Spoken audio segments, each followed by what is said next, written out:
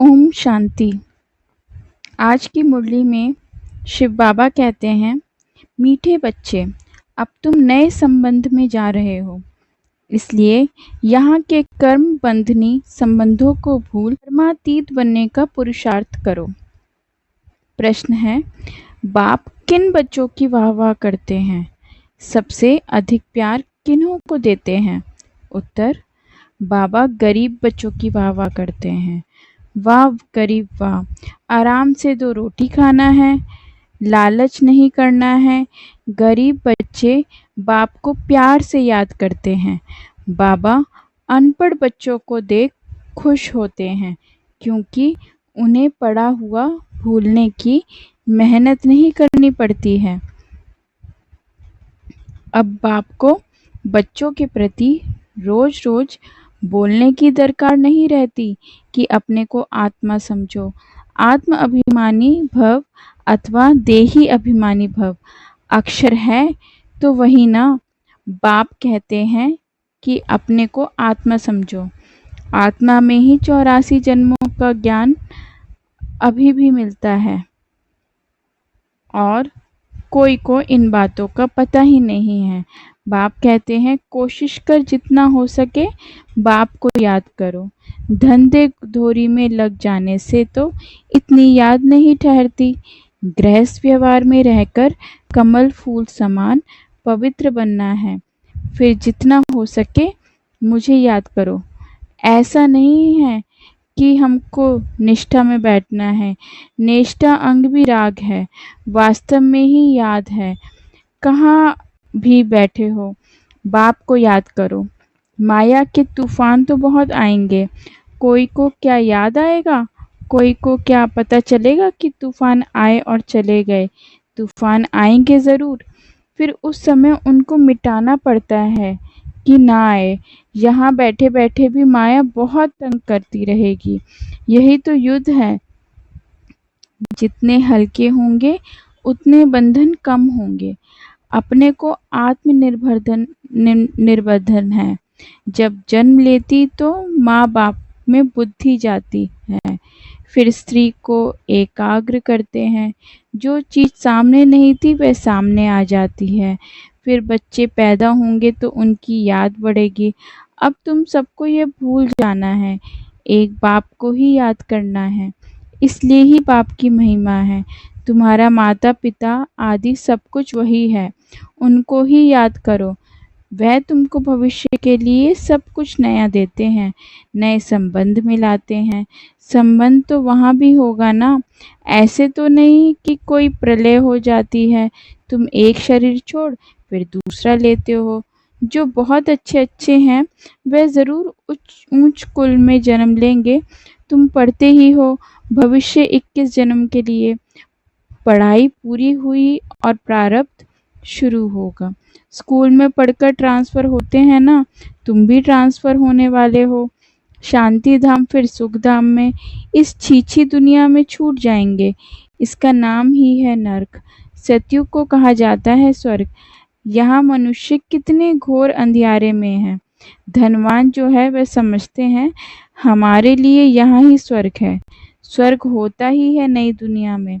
ये पुरानी दुनिया तो विनाश हो जानी है। जो कर्मातीत अवस्था वाले होंगे वह कोई धर्मराजपुरी में सजाएं थोड़े ही भोगेंगे। स्वर्ग में तो सजा होगी ही नहीं, वहाँ गर्भ भी महल लगता है। ऐसी कोई दुख की बात नहीं, यहाँ तो गर्भ जेल है जो सजाएं खाते रहते हैं। तुम कितनी बार स्वर्गवासी बनते हो, यह याद करो तो भी सारा चक्र याद रहे।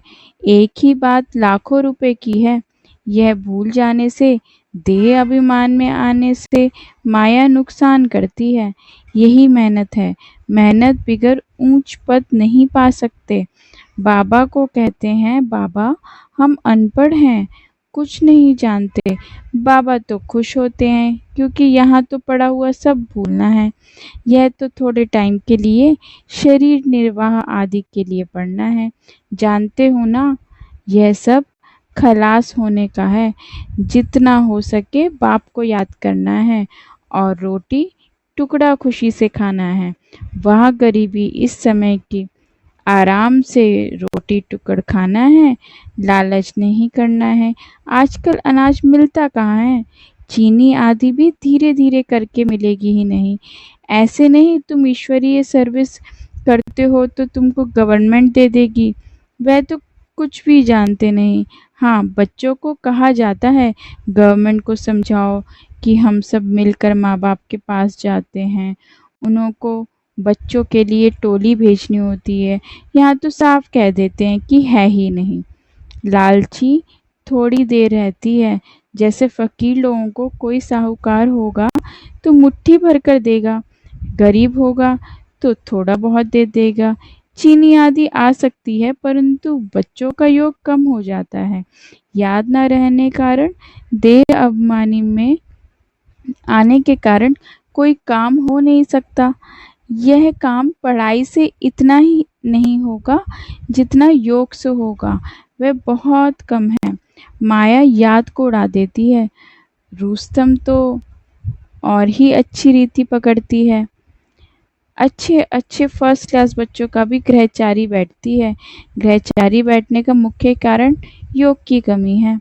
ग्रहचारी के कारण ही नाम रूप में फर्स्ट मरते हैं। यह बड़ी मंजिल है। अगर सच्ची मंजिल पानी है तो याद में रहना पड़े। बाप कहते हैं ध्यान से भी ज्ञान अच्छा, ज्ञान से याद अच्छी। ध्यान में जास्ती जाने से माया के भूतों की प्रवेशता हो जाती है। ऐसे बहुत हैं जो फालतू ध्यान में जाते हैं, क्या-क्या बोलते हैं, उन पर विश्वास नहीं करना है। ज्ञान तो बाबा की मुरली में मिलता रहता है। बाप खबरदार रहते हैं। ध्यान कोई काम का नहीं है। बहुत माया की प्रवेशता हो जाती है, अहंकार आ जाता है। ज्ञान तो सबको मिलता रहता है। ज्ञान देने वाला शिव बाबा है। मम्मा को भी यहाँ से ज्ञान मिलता था ना, उनको भी कहेंगे मन बना भव। बाप को याद करो, दैवी गुण धारण करो। अपने को देखना है, हम दैवी गुण धारण करते हैं, यहाँ ही दैवी गुण धारण करते हैं। कोई को देखो अभी फर्स्ट क्लास अवस्था है, खुशी से काम करते हैं, घंटे के बाद क्रोध का भूत आया, सब खत्म। फिर स्मृति आती है, यह तो हमने भूल की, फिर सुधर जाते हैं। घड़ी-घड़ी के घड़ियाल बाबा पास बहुत है। अभी देखो बड़े मीठे बाबा कहेंगे, ऐसे बच्चों पर तो कुर्बान जाऊं। घंटे भर फिर कोई ना कोई बात में बिगड़ पड़ते हैं।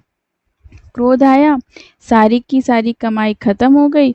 अभी-अभी कमाई की, अभी-अभी घाटा हो गया। सारा मदार याद पर ही है। ज्ञान तो बस सहज है, छोटा बच्चा भी समझ ले। परंतु मैं जो हूँ, जैसा हूँ, यथार्थ रीति जाने, अपने को आत्मा समझे। इस रीति छोटे बच्चे थोड़े ही याद कर सकेंगे। मनुष्य को मरने समय कहा जाता है भगवान को याद करो, परंतु याद ना करके, क्योंकि यथार्थ कोई भी जानते नहीं है। कोई भी वापस जा नहीं सकते, न विकर्म विनाश होते हैं। परंपरा से ऋषि मुनि आदि सब कहते आए हैं कि रचता और रचना को हम नहीं जानते। वह तो फिर भी सतोगुणी थे। आज के तमो प्रधान बुद्धि फिर जाने कैसे जान सकते हैं। बाबा कहते हैं ये लक्ष्मी नारायण भी नहीं जानते, राजा रानी ही नहीं जानते, तो फिर प्रजा कैसे जानेगी? कोई भी नहीं जानते। अभी सिर्फ तुम बच्चे ही जानते हो। तुम्हारे में भी कोई है जो यथार्थ रीति जानते हैं। कहते हैं बाबा घड़ी-घड़ी भूल जाते हैं। बाप कहते हैं जहाँ भी जाओ सिर्फ बाप को याद करो। बड़ी भारी कमाई है। तुम 21 जन्मों के लिए निरोगी बनते हो। ऐसे बाप को अंतर्मुख हो याद करना चाहिए ना, परंतु माया भूलकर तूफान में ला देती है। इसमें अंतर्मुख हो विचार सागर मंथन करना है। विचार सागर मंथन करने की बात भी अभी की है। यह है पुरुषोत्तम बनने का संगम युग। वह भी वंडर है। तुम बच्चों ने देखा है, एक ही घर में तुम कहते हो हम संगम युगी हैं और हाफ पार्टनर व बच्चा आदि कलयुगी है। कितना फर्क है। बड़ी मेहनत बात बाप समझाते हैं। घर में रहते हुए भी बुद्धि में है कि हम फूल बनने के लिए पुरुषार्थ कर रहे हैं।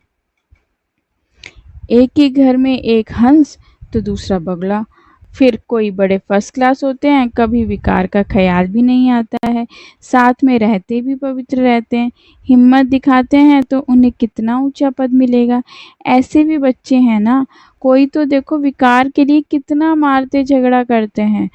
अवस्था वह होनी चाहिए जो संकल्प में भी कभी अपवित्र बनने का ख्याल ना आए। बाप हर प्रकार से राय देते हैं। तुम जानते हो श्री श्री की मत से हम श्री लक्ष्मी श्री नारायण बनते हैं। श्री श्रे माना ही श्रेष्ठ जाता है। सतयुग में है नंबर 1 श्रेष्ठ, त्रेता में 2 डिग्री कम हो जाती है। यह ज्ञान तुम बच्चों को अभी मिलता है। इस ईश्वरीय सभा का कायदा है, जिन्हें ज्ञान रत्नों का कदर है, कभी उबासी आदि नहीं लेते हैं, उन्हें आगे आगे बैठना चाहिए। कोई कोई बच्चे बाप के सामने बैठे भी झुटका देते, उबासी देते रहते हैं, उनको फिर पिछाड़ी में जाकर बैठना चाहिए। यह ईश्वरीय सभा है बच्चों की, परंतु कई ब्राह्मणियां ऐसे ऐसे को भी ले आती हैं।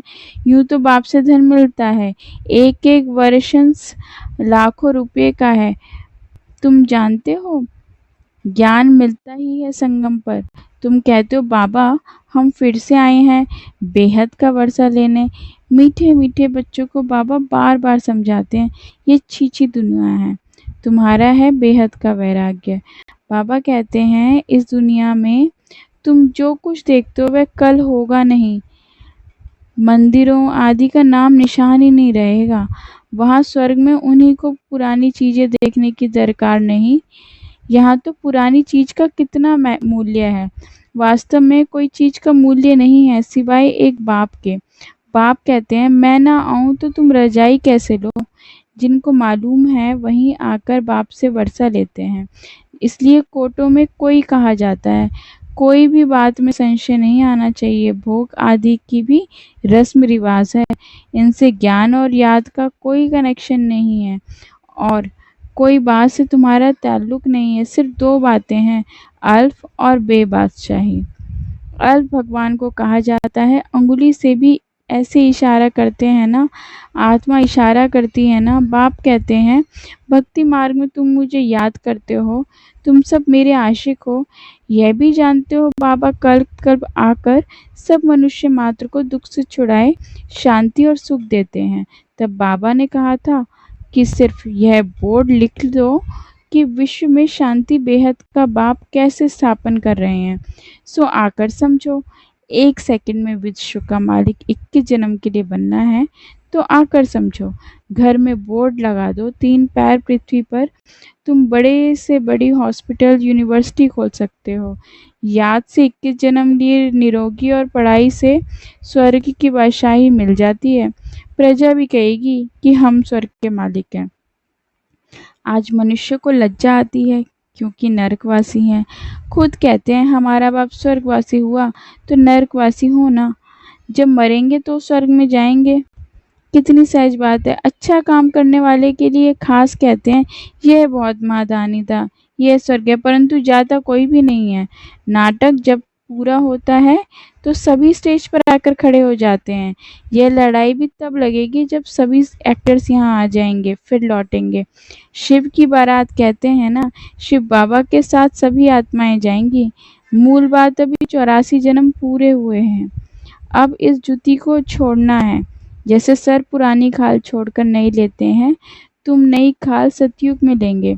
श्री कृष्ण कितना खूबसूरत है, कितनी उसमें कशिश है, फर्स्ट क्लास शरीर है, ऐसे हम लेंगे। कहते हैं ना हम तो नारायण बनेंगे, यह तो सड़ी हुई छीछी खल है, यह हम छोड़कर जाएंगे नई दुनिया में। यह याद करते खुशी क्यों नहीं होती। जब कहते हैं तो हम नर से नारायण बनते हैं। इस सत्यनारायण की कथा को अच्छी रीति से समझो। जो कहते हो वह करके दिखाओ। कहनी करनी एक चाहिए। धंधा आदि भी भल दो, धंधा आदि भी भल दो। बाप कहते हैं हाथों से काम करो, दिल बाप की याद में रहे। जितनी जितनी धारणा करेंगे उतना तुम्हारे पास नॉलेज की वैल्यू होती जाएगी। नॉलेज की धारणा से तुम कितना धनवान बनते हो। यह है रूहानी नॉलेज। तुम आत्मा हो, आत्मा ही शरीर से बोलती है, आत्मा ही ज्ञान देती है, आत्मा ही धारण करती है। मीठे मीठे सिकिलते बच्चों प्रति माँ पिता बाप दादा का याद प्यार और गुड मॉर्निंग। रूहानी बाप की रूहानी बच्चों को नमस्ते। धारणा का मुख्य सार। इस पुरानी दुनिया की पुरानी चीजों को देखते हुए भी नहीं देखना है। नर से नारायण बनने के लिए कहनी करनी एक समान बनानी है। अविनाशी ज्ञान रत्नों का कदर रखना है। ये बहुत ही बड़ी कमाई है और इसमें उबासी या झुटका नहीं आना चाहिए। नाम रूप की ग्रहचारी से बचने के लिए याद में रहने का पुरुषार्थ करना है। आज का वरदान। बाबा की छत्र छाया के नीचे नाजुक परिस्थितियों में भी कमल पुष्प समान न्यारे और प्यारे भव। संगम युग पर जब बाप सेवाधारी बन करके आते हैं तो छत्र छाया के रूप में बच्चों की सदा सेवा करते हैं। याद करते ही सेकंड में साथ का अनुभव होता है। ये याद की छत्र छाया कैसी भी नाजुक परिस्थितियों में कमल पुष्प के समान न्यारा और प्यारा बना देती है। मेहनत नहीं लगती। बाप को सामने लाने से, स्वस्थिति में स्थित होने से कैसी भी परिस्थिति परिवर्तन हो जाती है। स्लोगन। बातों का पर्दा बीच में आने न दो तो बाप के साथ का अनुभव होता रहेगा। अव्यक्त इशारे। आत्मिक स्थिति में रहने का अभ्यास करो और अंतर्मुखी बनो। किसी भी विघ्न से मुक्त होने की युक्ति है सेकंड में स्वयं का स्वरूप अर्थात आत्मिक ज्योति स्वरूप स्मृति में आ जाए और कर्म में निमित्त भाव का स्वरूप इस डबल लाइट स्वरूप में स्थित हो जाओ तो सेकंड में हाई जंप दे देंगे। कोई भी विघ्न आगे बढ़ने से रुकावट नहीं डाल सकता है। इसी के साथ आज की मुरली समाप्त करते हैं। ओम शांति।